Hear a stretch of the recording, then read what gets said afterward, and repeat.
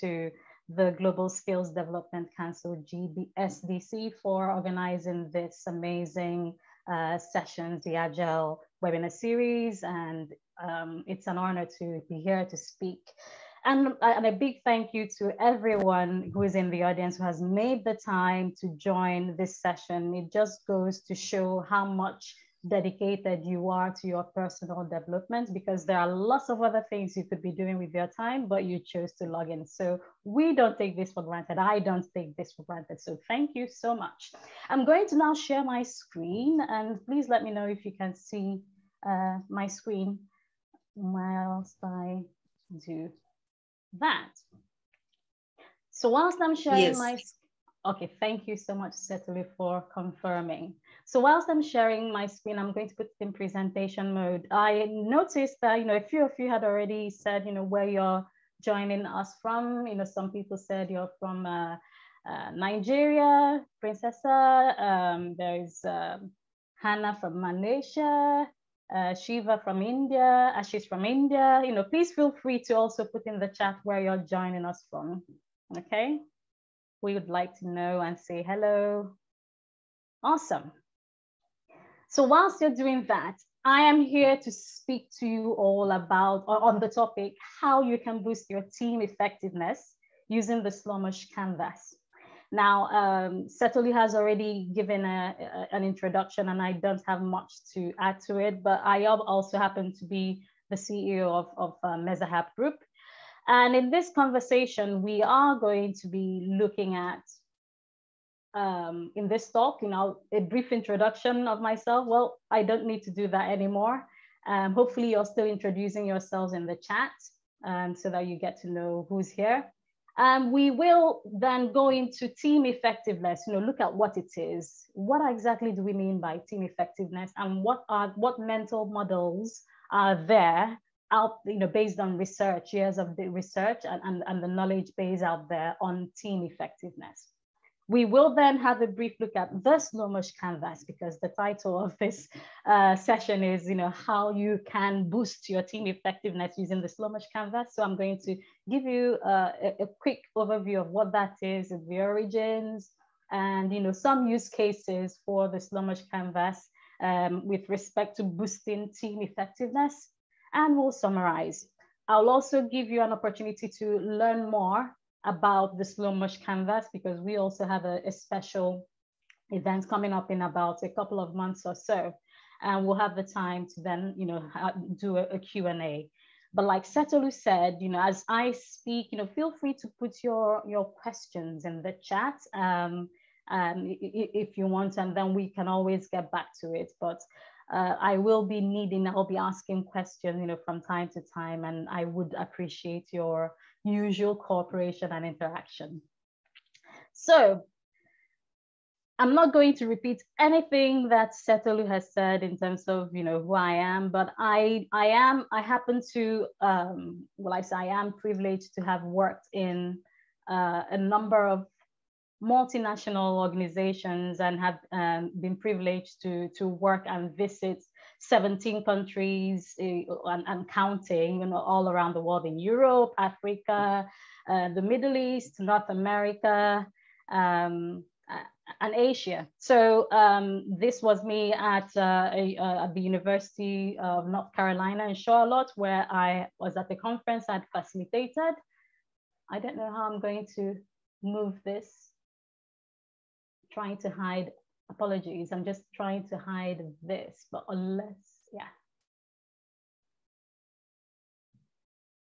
it's not hiding.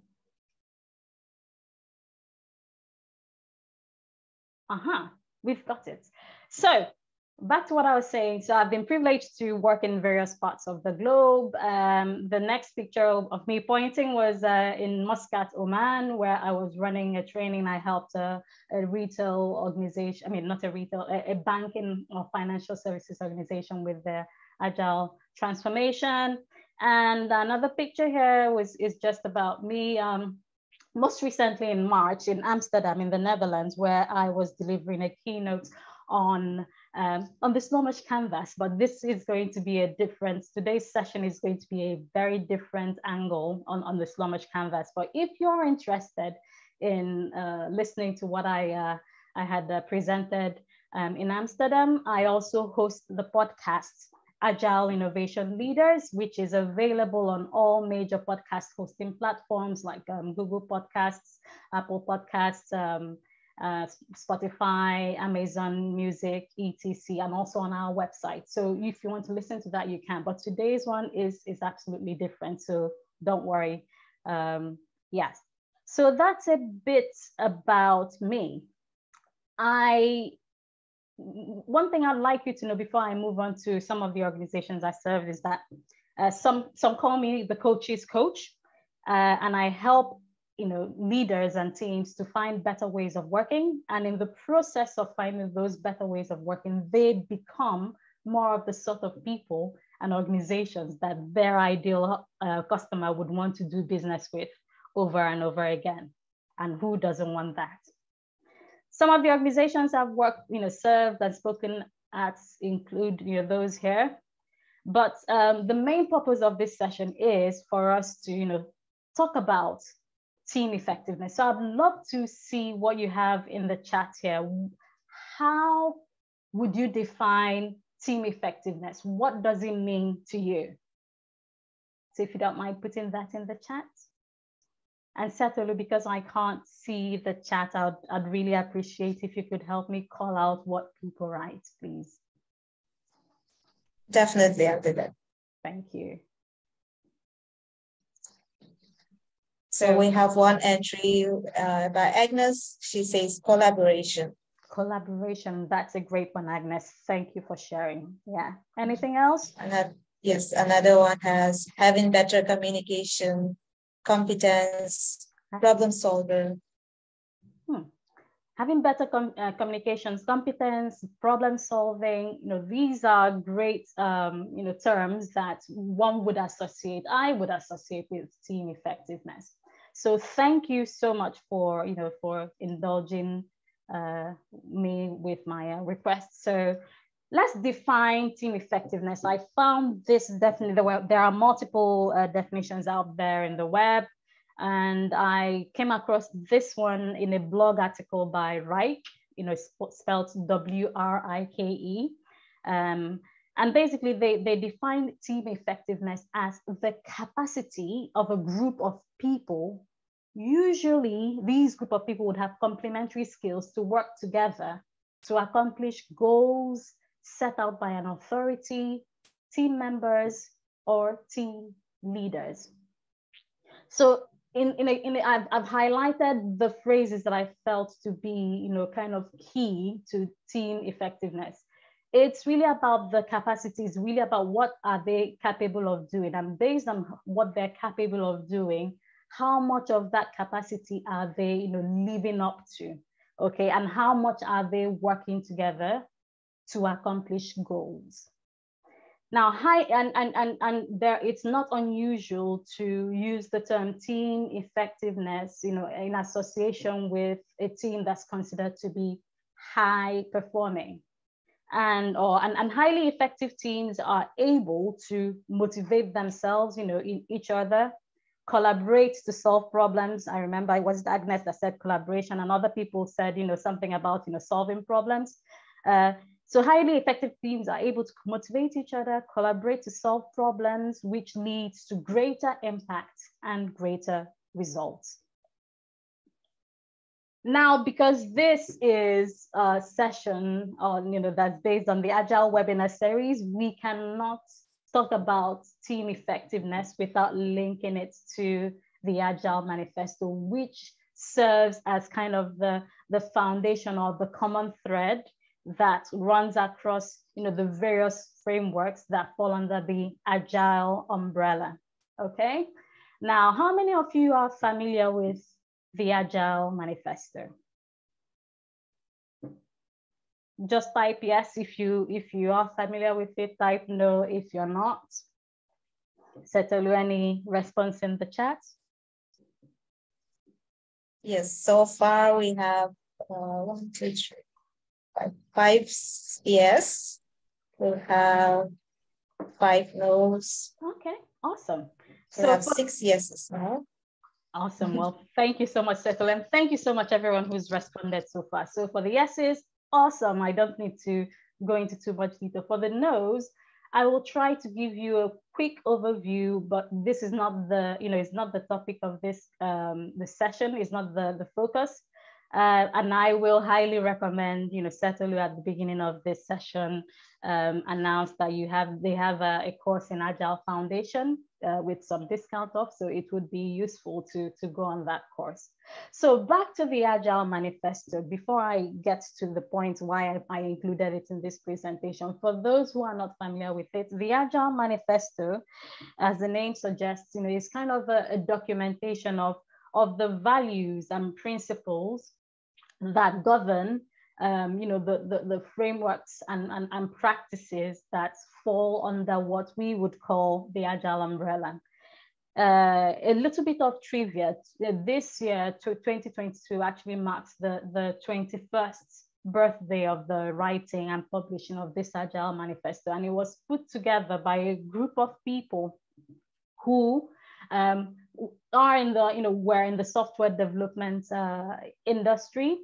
Now, traditionally, back then we had the traditional waterfall method of development, which was originated, somewhere in the manufacturing industry. But in trying to apply it to developing software, found out that it was really at loggerheads, because in traditional waterfall development, you'd first of all, gather the requirements, then, and that would take quite a lot of time. Then you now design the product, which takes another time, and you now, kind of implement or execute the design, which takes another lot, kind of length of time before you now go on to test and then release it to the customer.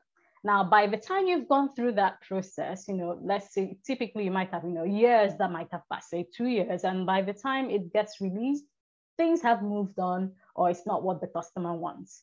And for software development, this was really, basically because the requirements were changing, things are more volatile, it's more complex, it's not so predictable, it wasn't working. And these experts or practitioners who came together to write an Agile Manifesto started making tweaks and experimenting, trying to find alternative ways of working. And based on what they found out, they all came together to share their learnings and to reach some sort of consensus on what Agile is, while still maintaining their different frameworks. And that is how the Agile Manifesto came about. So the Agile Manifesto here, says we are uncovering better ways of developing software by doing it and helping others do it. And through this work, we've come to value individuals and interactions over processes and tools, working software over comprehensive documentation, customer collaboration over contract negotiation, responding to change over following a plan. And while there is value on the items on the right, we value the items on the left more. Now, tying this back, the Agile Manifesto, because it forms the bedrock of anything, in terms of the principles and the practices underpinning Agile and Agile ways of working. From a team effectiveness perspective, the statement that most resonates with team effectiveness would be individuals and interactions over processes and tools, followed by the customer collaboration.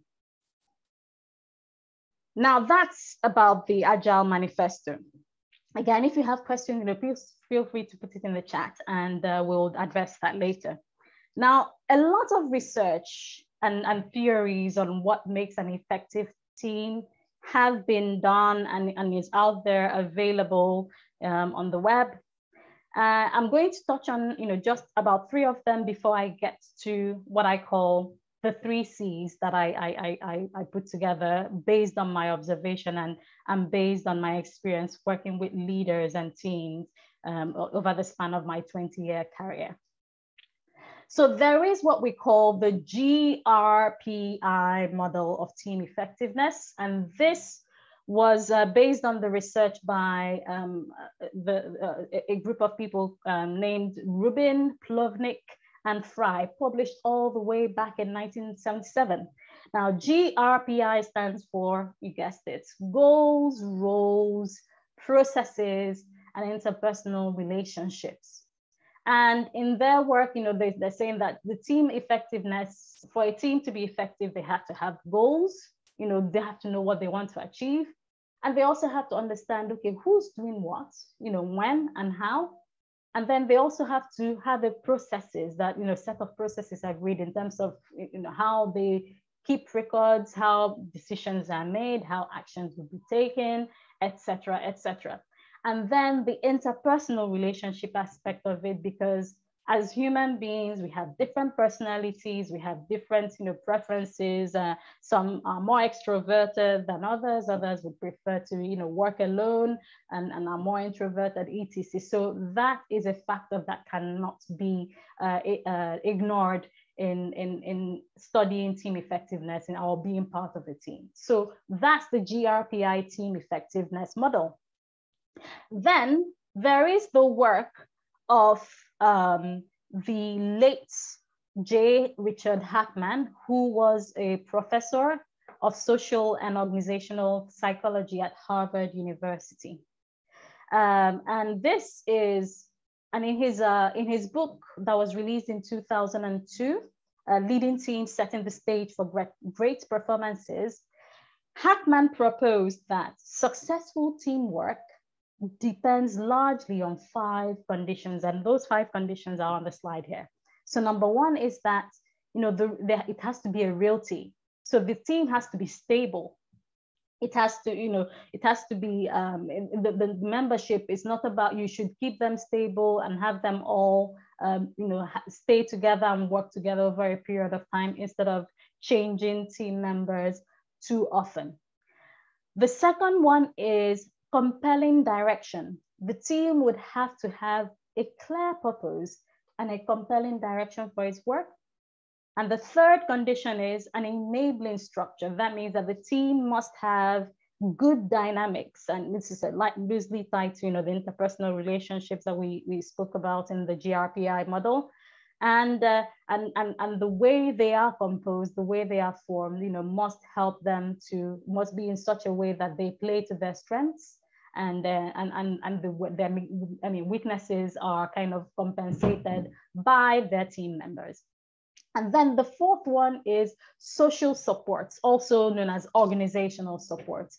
A team, to be effective, must have a system that enables them to collaborate properly with themselves and with external teams and stakeholders. And the fifth one, interestingly, sorry, I moved too fast. Interestingly, is expert coaching. So by expert coaching, that the team should have access to a coach who would help, who they can, help them, who they can, reach out to for help with navigating challenges, in order to be able to take advantage of opportunities and minimize threats to the team. So those are 2 of the 3 effectiveness models that I wanted to, kind of give us an overview of. Now there is Google's Project Aristotle.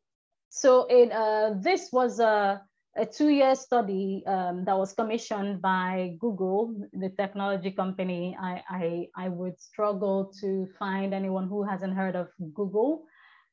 So basically, internally, they had 180 teams within Google studied in the bid to find out, okay, what's the secret sauce behind team effectiveness? And this initiative was apparently named Project Aristotle after the Greek philosopher, because Aristotle, the Greek philosopher, was credited with saying that the whole is greater than the sum of its parts. But in summary, the researchers found out that team effectiveness was less about who was on the team and more about how the team worked together. And they identified some factors that played a key part in making teams effective. And in their ranking, the researchers would say that in order of importance, these factors were: number one, psychological safety, that the team members would feel safe to take risks and be vulnerable in front of each other. And that means, being able to admit mistakes or being able to try new things without fear of punishment or undue, blame on them. Number two was dependability, that the team members can depend on themselves to reliably complete quality work on time. Then three was structure and clarity, that the team would have clear goals and well-defined roles within the group. Number four, in the Google project Aristotle research on team effectiveness is, meaning, that the team would find meaning in the work that they do. So the work is personally important to team members, and they find a sense of purpose in the work they're doing or its output. And this could be, the financial security they get from it, the ability to support their family as a result of doing the work, the ability to express themselves, and so on and so forth. But it had to have a personal meaning as well to them. And last but not the least was the impact, that the team members can see how their work, plays into helping the organization, fulfill the bigger picture, the vision, the wider vision. So that is an overview of the GRPI and the Hackman model and the Google's project Aristotle, all looking into what makes a team effective, what's the secret sauce or the factors. And all these models, none is wrong or right. It all depends on the context. And the key thing is that these are mental models that you can explore and find out, okay, which one works best for your organization. So on the factors that affect team effectiveness, I'll come to what I'll call my 3 C's, which are cause, clarity, and communication. And then there is another element as well, which would be the context. So by cause, I mean, again, loosely related to the last 3 models we've looked at, is that based on my experience and working with leaders and teams, I found out that the teams that have been most effective, that have been considered consistently highly effective and high performance teams have these elements in place. So the cause speaks to what's the vision, what is that bigger vision, mission, what is the greater objective that everyone is working to as an organization. And then the second C, which is clarity, is about, okay, how what exactly are we doing, and how does the work our team do, how does it play into helping achieving that cause, that vision of the organization. And clarity also speaks to what are the roles we play. And then the third C, which is communication, is how do we make sure that the right people have access to the right information in a timely manner to enable them to do their work. So that is the 3 C's. And if you'd watch the introduction in video for this talk, that was what I was referring to. And the +1 is, the context. There is also, again, it depends on the organization, because no 2 organizations will be the same, even if you're in the same industry. And to a large extent, the context would speak to, what are the values of the organization, that are, kind of promoted by the leadership, and what's the culture, what's the setup, is it very hierarchical or is it flat? Do we like to, do we promote individualism or teamwork, those sorts of things. That's what the context is all about. Now, let's go on to the SLoMoSH canvas, because this, following this, we can then explore how we can use the tool, the SLoMoSH canvas, to help teams boost their effectiveness. Now that we've looked at some concepts and thoughts, some what I say, mental models that have been put together by thought leaders on the concept of team effectiveness. So the SLoMoSH canvas is, there is no brand new knowledge in the world, and it's really about, learning from different areas and fields and ideas and putting it all together to solve a problem. And for me, that was the case with putting together the SLoMoSH canvas. It was primarily inspired by Tony Jerry's book, titled Strategic Acceleration, and the work by Alex Osterwalder on the business model canvas, in terms that he, talked about. He was also a guest on my podcast, and he talked about, visualizing things. A picture speaks to, more than 1,000 words, and is worth more than 1,000 words. So is there a way that you could visualize things to help people have the right conversations? And there are different fields to the SLoMoSH canvas, starting with what I'll call the core or continue.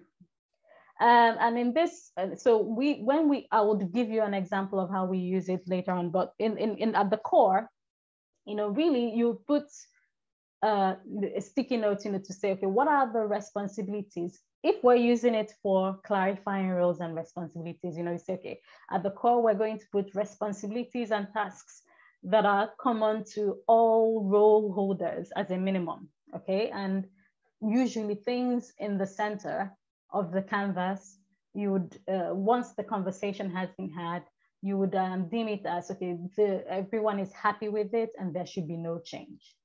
Then there is the start section of the canvas, which, if we're using it for, again, clarifying roles and responsibilities, it's really going to be about things that, based on in the context of a team or a role, these are things they should be doing, which they aren't yet, and they should start.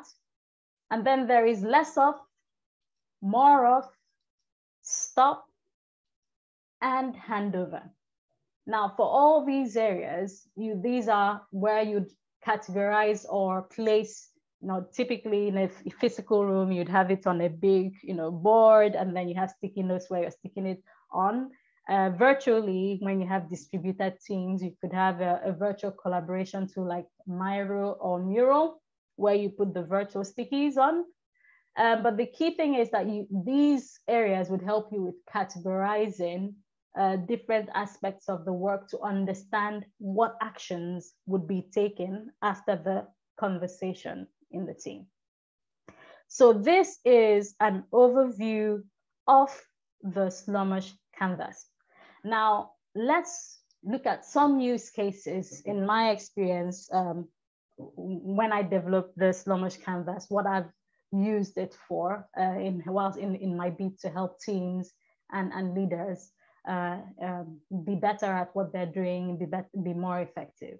So the first one is clarifying and communicating roles and responsibilities. And in my case, there was a team in one of the organizations that I serve that there are several teams that have used it since then, but basically they were confused about, okay, who does what, because as part of their agile transformation, their roles had changed, the structure of the organization and their team had changed, and it wasn't clear anymore who does what. And as a result, there were areas where more than one person was doing the same thing, which is a duplication of effort and a waste of time and resources. And then on the other hand, there were things or responsibilities or tasks that were slipping through the cracks, which were being caught too late, which was leading to delays and customer dissatisfaction, etc. So the SLoMoSH canvas in this situation, I'd used it to facilitate a conversation amongst the teams, and it helped them clarify and communicate roles and responsibilities. It can also be used for conducting team retrospectives. Now, for those of you who are familiar with Agile ways of working, you may or may not have been part of a retrospective. And for those of us who are still on your Agile awareness journey, then that's fine and that's okay. Everybody started from ground zero at some point in time. But by the term retrospectives, we mean the practice in Agile of being able to stop at intervals to pause and reflect on a past time interval. Usually in Scrum, this would be in sprints, which is up to 4 weeks time interval. And you're looking back to understand, okay, not just the work that was done, but how the work was done, the processes around it, the team, interpersonal relationships, etc., with the view of understanding how you can make the next time period better. So the SLoMoSH canvas can also be used for conducting team retrospectives. And the third one that I have used it for is for reviewing, helping teams to review their working agreements, because it's outside the scope of this conversation, but in putting together a team, it helps, especially when they're new, and even if you've been a long-standing team, to put together some sort of a statement or set of agreements on how you work together, and this is called team norms or team working agreements. And so it also can be used for that in our bid to boost our team effectiveness. But because we have a limited time on this session, and I'd love for you to have the chance to also ask questions, I am going to be limiting the brief examples to numbers 1 and 2, which is an example of how the SLoMoSH canvas can be used for clarifying roles and responsibilities, and number 2, conducting team retrospectives. But one last thing before I move to the next slide is that just to tie it in with the mental model, the 3 C's mental model of that, in terms of the 3 C's plus 1, the things that are required for team effectiveness in any organization, the SLoMoSH canvas would be treating or kind of addresses the clarity and the communication aspect of the 3 C's plus 1. Now, the cause and the context, as I mentioned earlier on, because these are heavily influenced by the leadership of the organization, there is a limit to how much, there is a limit. I haven't explored it because it's more the driving factor around the cause, the vision, the strategy of the organization lies with the leadership, as well as the culture of the organization, which is depicted in the context. So let's move on to clarifying roles and responsibilities. Now, before I go on, please, I use the raise hand function or the chat function to let me know, have you ever been part of a team where you struggled, at least at the very beginning, to understand, okay, what part you were meant to play in the team? You weren't sure what your role was with compared to other team members. Did you get the question? Okay, Chukuma, you raised your hand. Thank you. Anybody else? We have one raised hand on the chat as well. Okay, awesome. I can see 2 in front of me. Anil, Claiborne. I hope you don't mind me calling out your names, but I'll just say, okay, I see your hands there. Right. I too would be raising my hand because I've been in that situation. How did that feel? You can lower your hand now. For those of you who raised your hand and you've been in a situation where you've kind of been, you were a bit confused about what your role was and how different it was to other people's roles on the team. How did that make you feel? You can put that in the chat. Someone says felt a bit out of place. Someone says kind of lost on what? Kind of confused. Confused. Kind of lost on what was needed to be done. Yeah. Sounds very familiar. Anything else, Setulu? We have one more confused. Confused. Well, thank you so much, everyone. You can now lower your hand, and thank you for also putting it in the chat. Setulu, thank you for calling them out. So let's look at how we can use the SLoMoSH canvas for clarifying roles and responsibilities. It goes without saying, though, that I will be assuming that everyone on this call, you are part of a team in one capacity or another. You may be a Scrum Master, you may be a project manager, a product owner, and business analyst. But you are part of a team, even if I've not mentioned the title of your role, or what your role is called. And the beauty of the SLoMoSH Canvas is that it's a tool. And as one of my colleagues, said to me the other day, and that's a quote that I have kind of taken with me since then, is that the beauty of a tool lies in the conversations it enables teams to have. So the SLoMoSH Canvas isn't a magic wand that you'd wave, or if you print out the paper copy and you hit people on the head, everyone gets clear. No, it's more like it's a facilitation tool, and when used appropriately, can help you with teasing out, those unknowns or those assumptions which are hidden, which are not apparent to everyone, so that everyone has a shared understanding of who's doing what on the team and what role they play. So in a case one of clarifying roles and responsibilities, let's assume that we have a business analyst who is part of an Agile team, okay? And let's say that this team had adopted the Scrum framework. And if you understand, if you're familiar with Scrum, if you're not, please go for the GSDC Scrum certified course, and you'll get a better understanding of what it is. But if you've adopted Scrum, you'd find out that in Scrum, it's a lightweight Agile framework, and it's quite popular because of the fact that it's lightweight.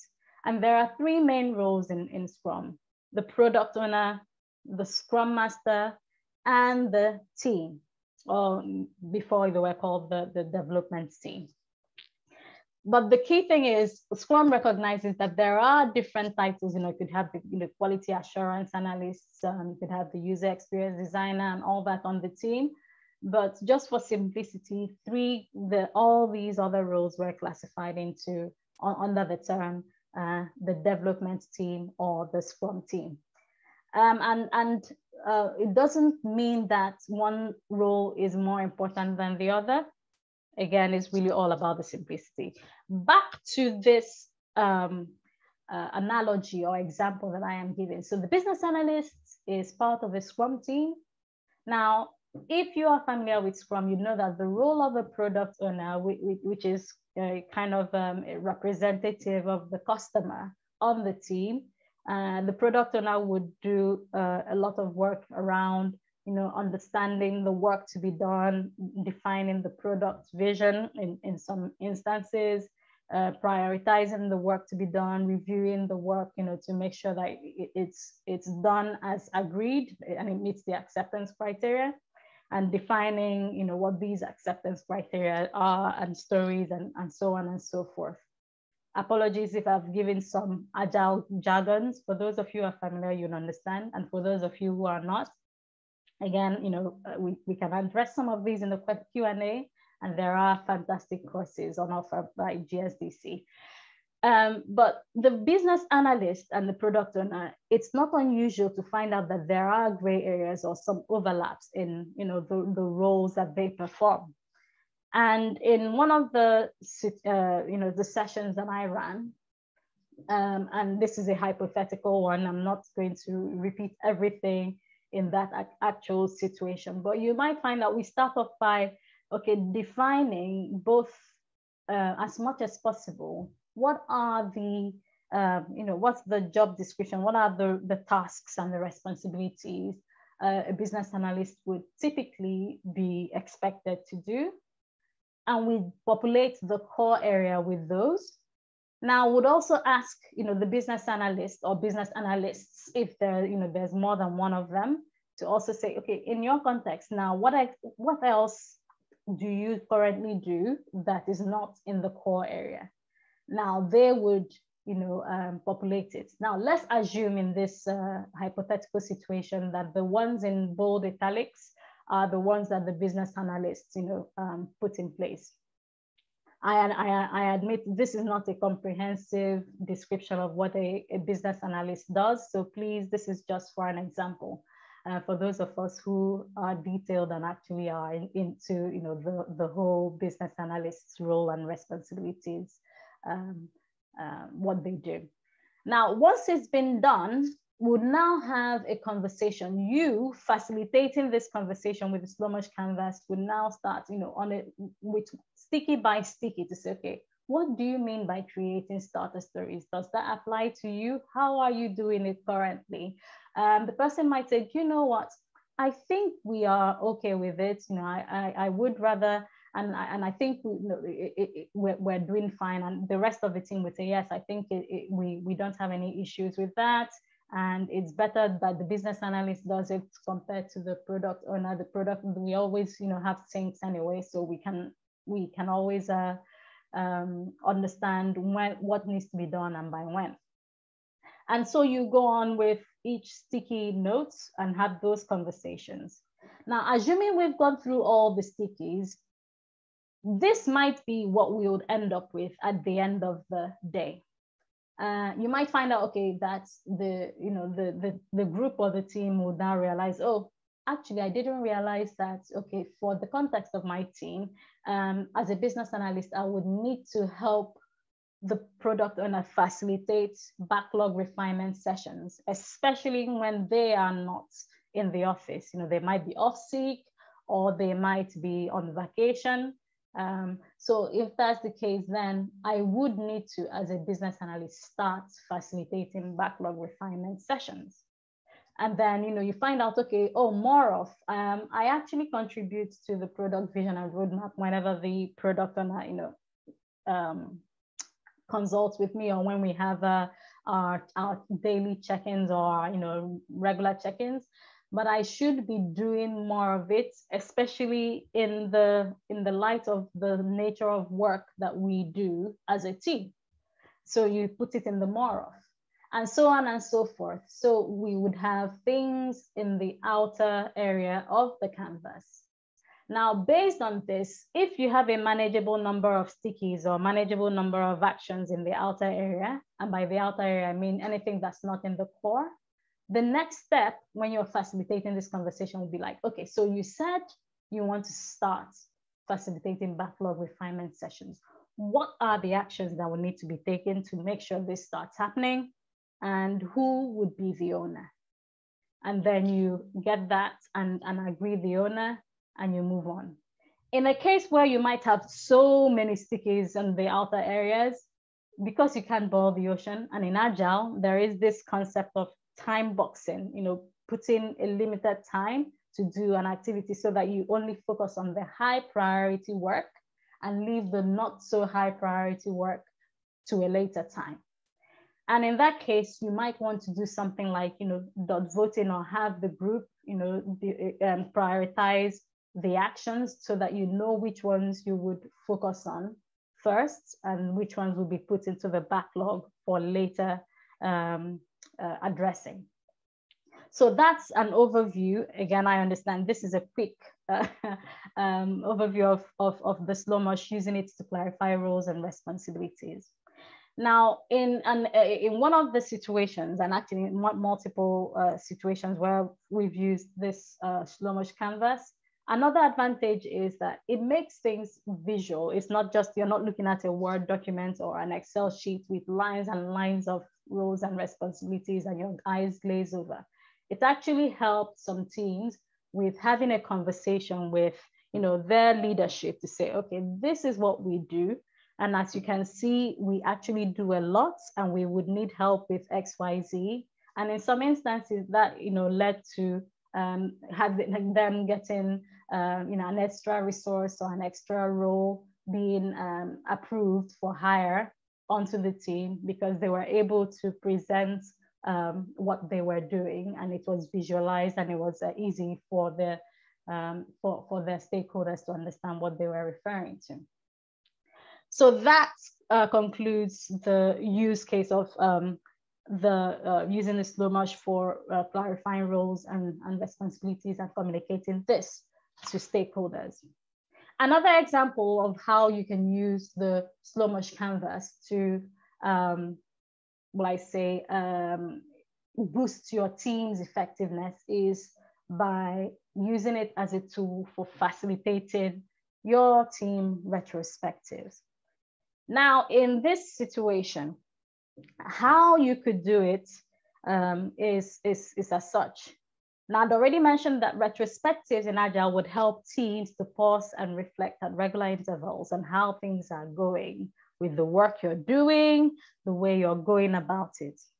Now, there are hundreds of approaches available, and that one can adopt in conducting a retrospective. You could say, okay, the simple, what went well, what didn't go well. And that's usually a good start for a team that's relatively new to Agile.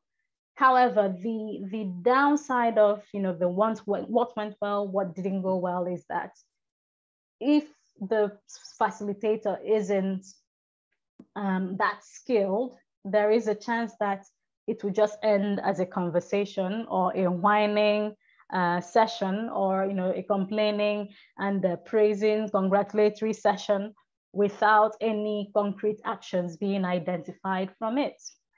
Now, there are other approaches like the start, stop, continue retrospective approach, and what's called the starfish, which would also include start, stop, continue, less of, and more of. And so using the SLoMoSH canvas, because typically teams that I've, in the past we've done it with, it would just be, those criteria or those criteria for the retrospectives would be done on a table, and you put the sticky notes in the appropriate table. But my team, as recently in the MesaHub group, our team, we've used the SLoMoSH canvas for our retrospective, and it makes a whole lot of difference because, again, you can visualize it. And so how you would do it is, if you're facilitating, assuming you're the Scrum Master or the team member who's facilitating the retrospective, because there's nothing that says that it only has to be a Scrum Master that facilitates the retrospectives. Maybe it might, at first, the Scrum Master or the Agile coach can help just to kick things off and to show the team how to do it, but anybody can plan and facilitate the retrospective. And what you'll do is you'll start, go through, again, you have allocated time box for your retrospective, and then start from, different sections of the box to say, okay, now we have 1 minute. In 1 minute, can everyone think back to the last 2 weeks of our sprint, the last sprint? What exactly happened that you think we're not doing right now that we should, what exactly should we start doing? And then, have everyone put it. And when that time is up, you ask them, okay, to focus on, okay, what shall we be doing? What should we be doing more of? And everyone puts that in. What shall we be doing less of? They do that, in the time box, stop, handover, and continue. And at the end of, that time space when, the team members are meant to brainstorm their ideas or give their feedback based on the different categories, you would now facilitate a conversation. Now, usually, again, it's about understanding, because if the team is happy with the way things are, they would put those things in the core or the continue part of the canvas. So your focus typically would be, unless something stands out that isn't right, but I'll suggest you start with the outlier part again, to have conversations on the stickies, understand, okay, what people mean by their words, affinity group those stickies. If there are 2 or more stickies that seem to be saying the same thing, you put them into affinity groups. And then you have the team again vote on what they feel would be the most important action as a team to work on for the next time period. And based on that, you would now again understand, okay, what's the action? So let's say it's everyone voted, that training opportunities would be the highest, the most important thing that the team would want to have. They want to have more opportunities to attend trainings, to be cross-trained, so that they can also, be able to step in and help other team members as required. You would now take that and craft it into an action. So, okay, how exactly can we do this? Okay, maybe we would spend 1 hour every Wednesday to do this, and John would be responsible for coordinating, the lunch and learn sessions during lunchtime, lunch hour on Wednesdays. So that is an example of how you'd now get some action. And of course, you'll now track it. The rest of the actions or potential actions shouldn't be thrown away. You should keep them, in some sort of backlog where you now track and understand if they're still relevant. So that's the key, those are the 2 key use cases I'm going to share with you in terms of how you could use the SLoMoSH canvas to boost team effectiveness.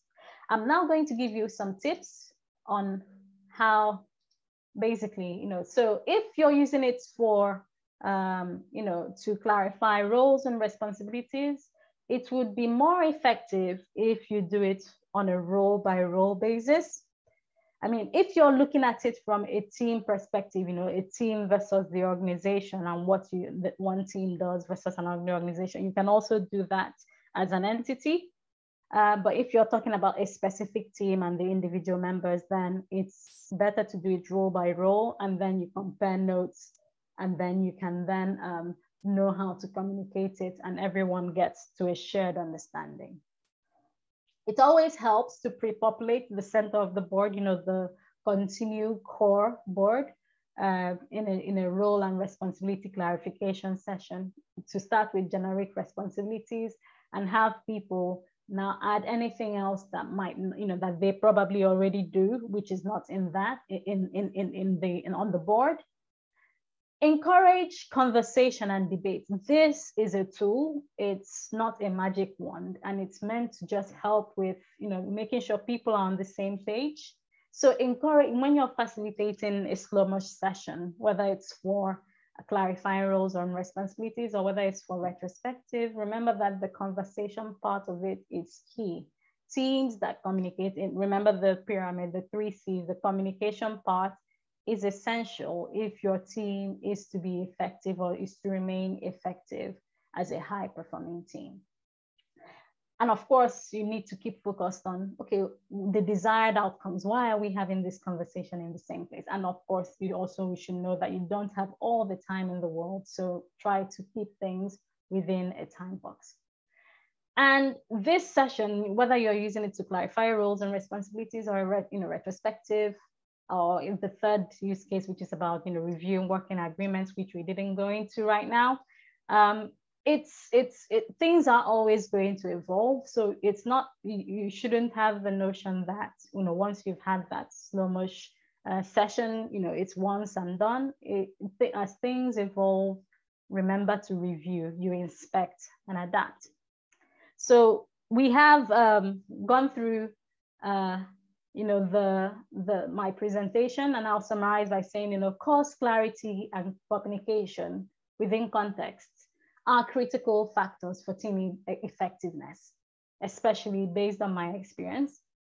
And the SLoMoSH canvas, which I developed, serves as a visual tool, which can help with conversations to promote clarity and communications within and amongst teams. And we've looked at the use cases for clarifying roles and responsibilities and team retrospectives. If you want to learn more, we are actually going to be doing the first ever SLoMoSH Canvas Facilitation Live virtual workshop on the 4th and the 5th of October, 2 half days, British summertime. And there we'll cover in more detail, how you can effectively set up the session, what do you do to prepare for the session, during the session, after the session, how do you facilitate the session. You'd also get a step-by-step demo of use cases for SLoMoSH Canvas, and you would also have the opportunity to practice in your context. How do you apply this to your context? You will also get free templates for your virtual setup, subject to terms and conditions. You also get some support from us in how you can implement it. So if you are interested, there is a special offer for those of you who are here only for the GSDC webinar attendees, you'd get it at a 75% discount. And all you need to do is to email info@mesahat.co.uk with with SLoMoSH Canvas in the email line, and we'll send you the link and the code for the discount. And with that, I will stop and say it's time for questions. Thank you so much.